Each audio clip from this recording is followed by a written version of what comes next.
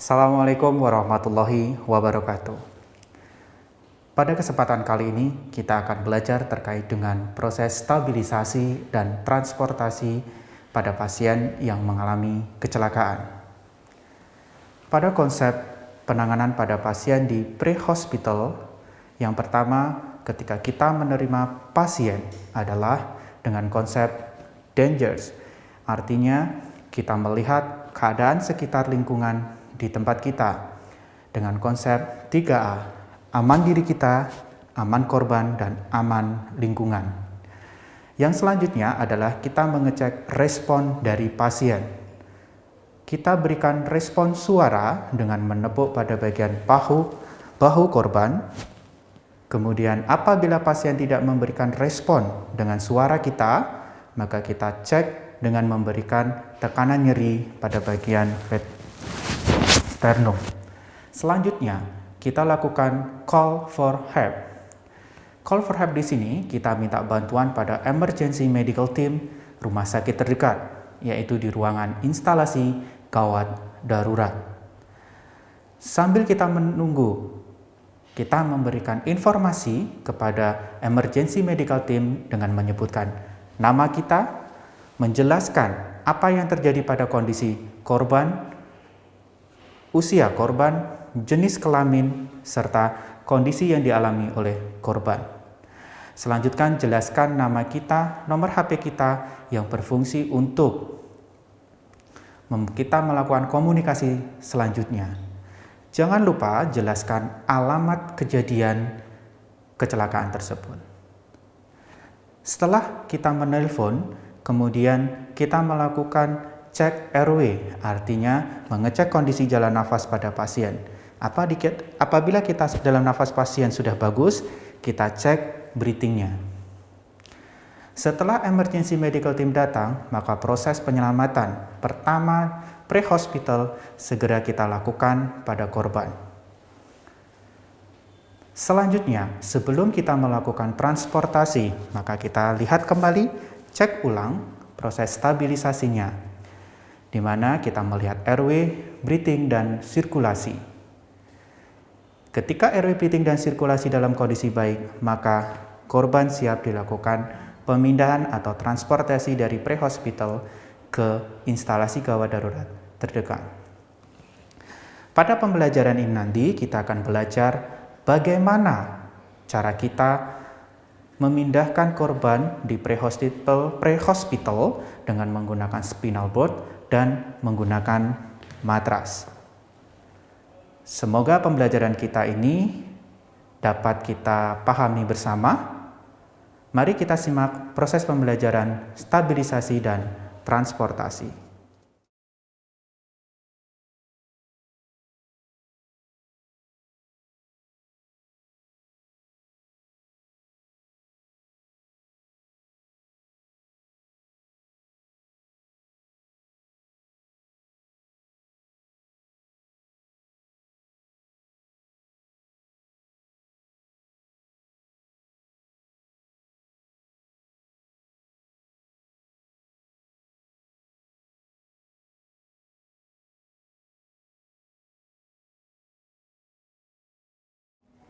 Baik, ya, hari ini kita akan belajar lagi terkait dengan pembelajaran bagaimana kita akan belajar tentang stabilisasi dan transportasi.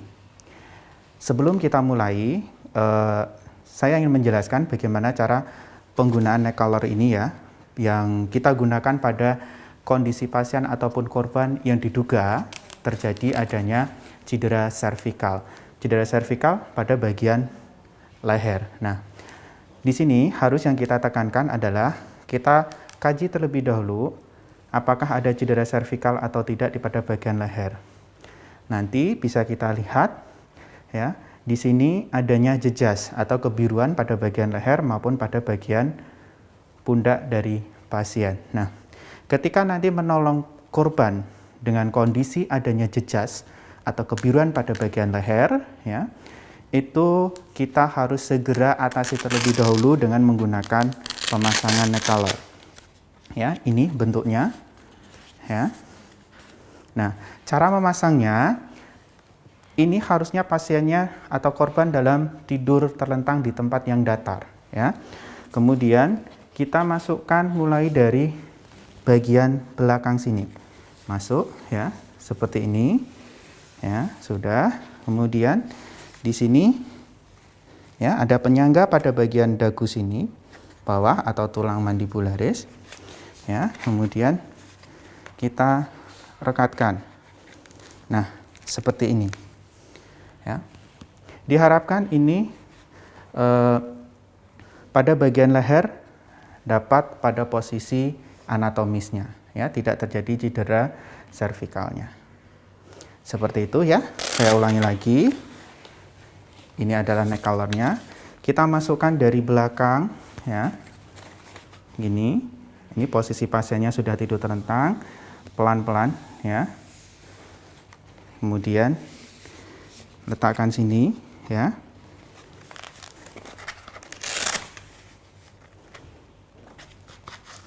Kita fiksasi, sudah ada di sini. Ya. Ya, ini adalah cara pemasangan neck collar pada korban yang diduga adanya cedera cervical. Kesempatan kali ini kita akan belajar terkait bagaimana kita akan menstabilisasikan korban dan kemudian mentransportasikan ke ruangan IGD atau rumah sakit terdekat.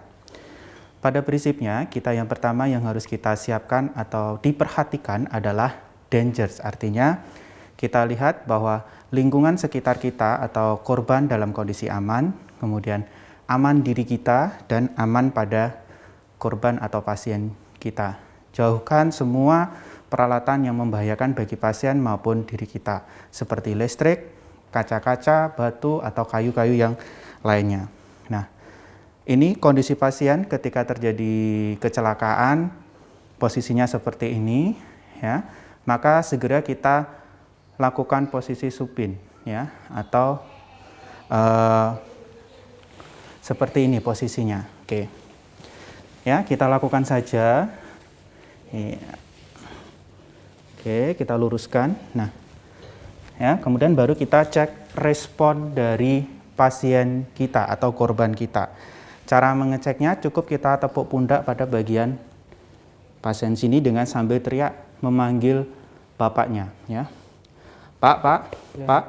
Ya. Oke, pasien merespon dengan suara dan tepukan saya, otomatis pasien sudah sadar, ya kan? Tahap selanjutnya adalah kita call for help atau telepon emergency medical team.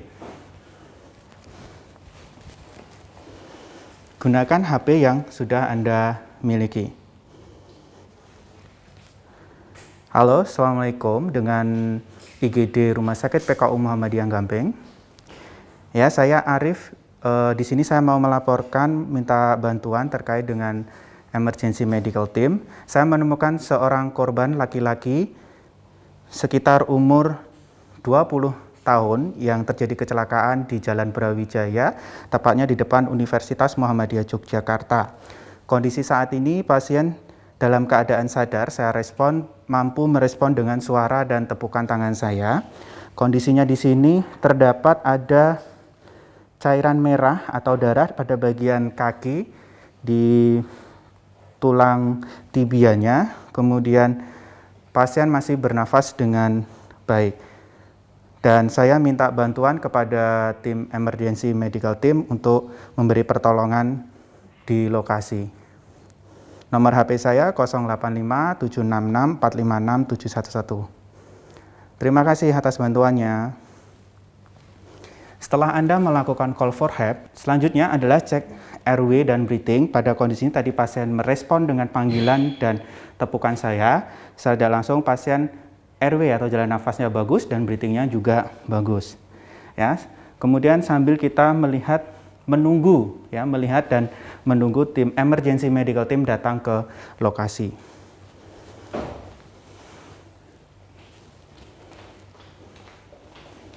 Nah, tim emergency medical team sudah datang. Tindakan selanjutnya adalah kita mengecek apakah di bagian cervical ada jejas atau tidak. Ya, ini korban sudah dalam posisi supinasi di pada tempat yang datar, aman ya, tidak ada bahaya. Kemudian saya melihat airway breathing-nya sangat bagus sekali, tapi ada sedikit jejas di bagian leher sebelah ini berwarna kebiruan dan harus segera dilakukan pemasangan neck collar. Nurse boleh minta tolong handscoon-nya? Oke. Nah, kondisi saat ini setelah saya melakukan pemeriksaan pada bagian atas terdapat jejas pada bagian servikal pasien, maka segera kita lakukan pemasangan neck collar untuk mempertahankan servikalnya biar tidak terjadi cedera lebih parah lagi. Mari nurse, boleh bantu saya? Oke, posisinya adalah kedua tangan kita ini letakkan di bawah skapula pasien, kemudian ibu jari memegang pada bagian klavikulanya. Kedua tangan seperti ini, ya. Oke, silakan masukkan nurse. Oke, sudah? Sudah. Ya. Oke, nah, neck collar sudah terpasang, artinya kita sudah menjaga pada bagian servikal pasiennya. Kemudian kita masukkan penyangga pada bagian kepalanya.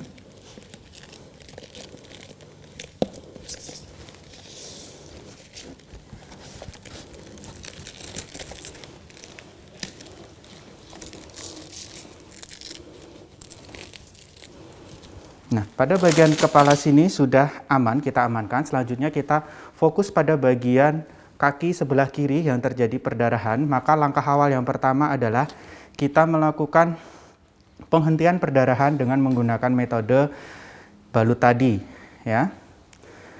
Menggunakan mitela yang sudah kita lipat menjadi 8. Prinsipnya ketika ada luka, maka kita bersihkan terlebih dahulu, baru kita dab dengan menggunakan mitela. Bisa diperhatikan dari semua nurse sudah bekerja, ya.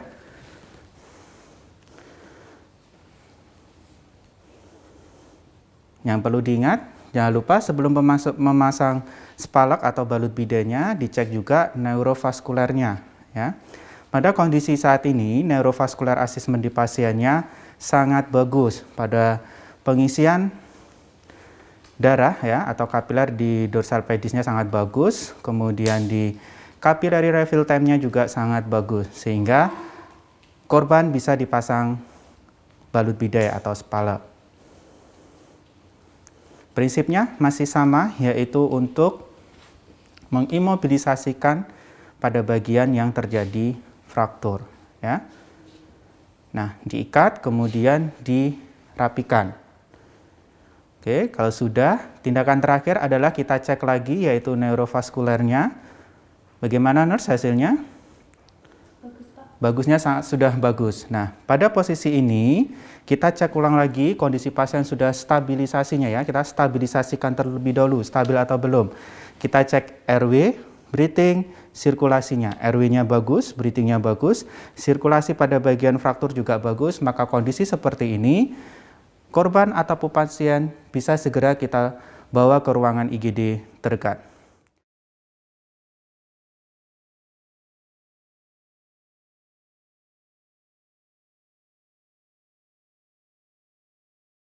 Posisi untuk memindahkan pasien, ya, minta tolong nurse di bagian sini untuk mengamankan pada bagian leher, kemudian pada bagian sini, tengah, dan pada bagian kaki, serta satu nurse yang bertujuan untuk memasukkan spinal boot, serta mengecek pada bagian vertebra ada cedera atau tidak.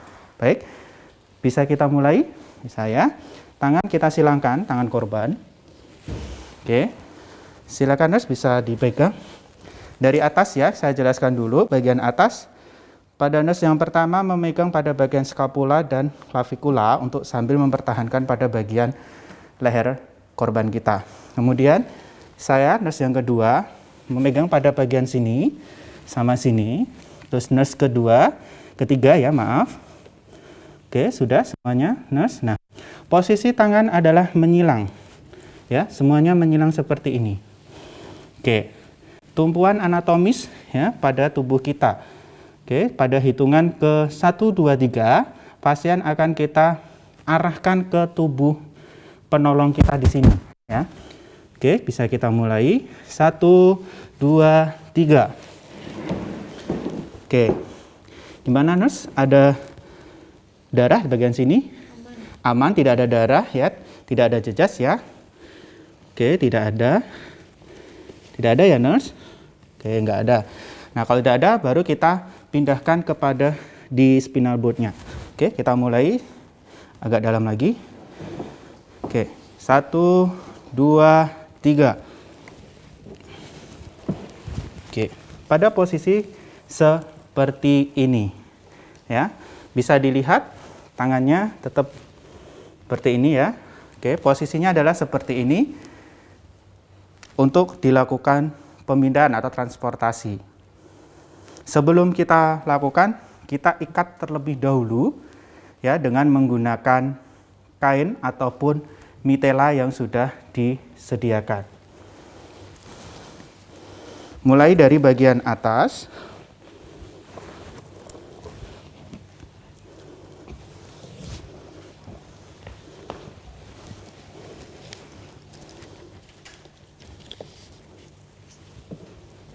Satu lagi, Nurse.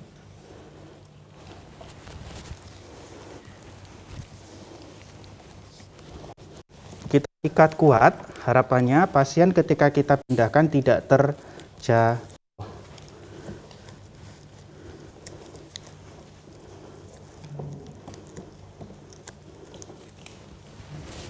Ya, pastikan ikatannya kuat ya. Sudah. Setelah kita melakukan pengikatan, maka kita mengatur posisi untuk mengangkat atau memindahkan pasien ke dalam ambulan. Oke, posisinya kita ada 6 penolong, 1, 2, 3 ya, berurutan. Oke, letakkan tangan yang mendekati dengan sumbu pasien untuk memegang bagian spinal cord. Posisi kaki ya. Tumpuan kalau berada di sebelah kanan pasien, maka tumpuannya ada di kaki kanan penolong kita ataupun sebaliknya. Begitu, oke? Hitungannya sudah siap, teman-teman? 1, 2, 3, 4, turunkan.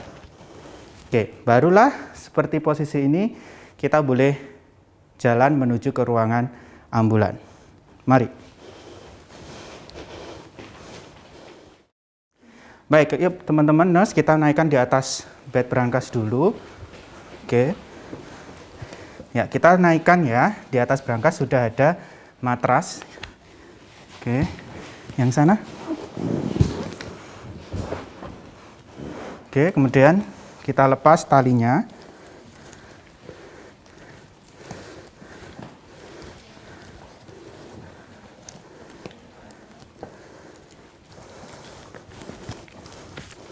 Kemudian kita ambil spinal board yang ada di bawah ini dengan posisi yang sama dengan yang tadi.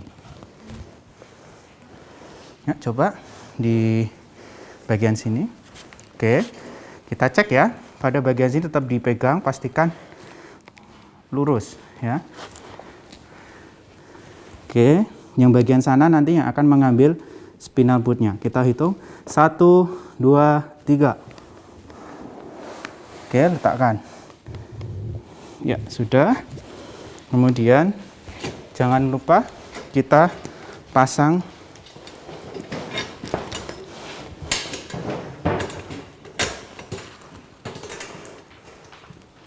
Baik, setelah kondisi seperti ini, maka pasien atau korban siap kita bawa ke ruangan IGD dengan menggunakan ambulan.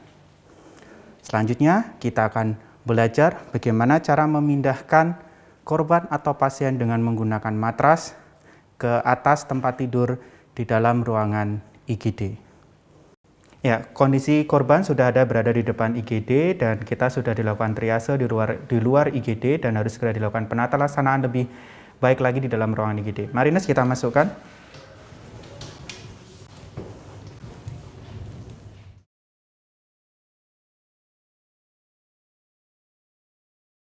Ya, kondisi pasien sudah berada di ruangan triase. Pada kali ini kita akan memindahkan korban yang ada di atas matras ke bed ruangan IGD untuk segera dilakukan tindakan.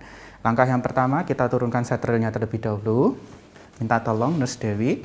Kemudian di sini kita ada penolong Nose pertama berdiri untuk menarik pada bagian situ, nose kedua bagian tengah, dan saya nanti akan pada bagian sini. Selanjutnya, nurse Rafa akan melakukan menjaga pada bagian cervicalnya agar tetap pada posisi anatomi. Kemudian ada nurse 2 di sini nanti untuk bisa mengangkat dan membantu menggeser ke sini. Mari kita coba. Oke, posisi kita naik di atas bednya, ya. Oke, posisinya ya teman-teman, sudah pada posisi nurse semuanya? Sudah, kita sudah siap untuk memindahkan pasien yang di atas matras ke tempat tidur di ruangan IGD. Kita mulai. 1, 2, 3. Nah, pasien sudah berada di tempat tidur di ruangan IGD. Maka langkah selanjutnya adalah kita mengeluarkan bed ini di luar ruangan IGD, kemudian kita menaikkan setrelnya untuk melindungi pasien supaya tidak jatuh. Setelah kita selesai seperti ini, maka pasien siap dilakukan perawatan lebih lanjut untuk menangani permasalahan yang dialami oleh pasien.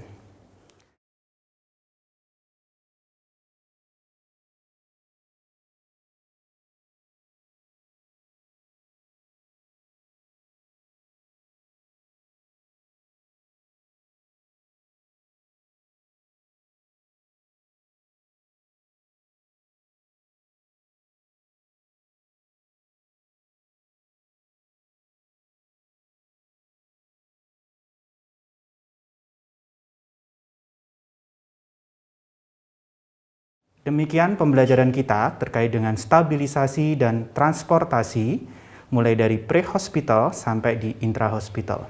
Semoga pembelajaran kali ini bermanfaat untuk kita semua. Mari kita akhiri. Assalamualaikum warahmatullahi wabarakatuh.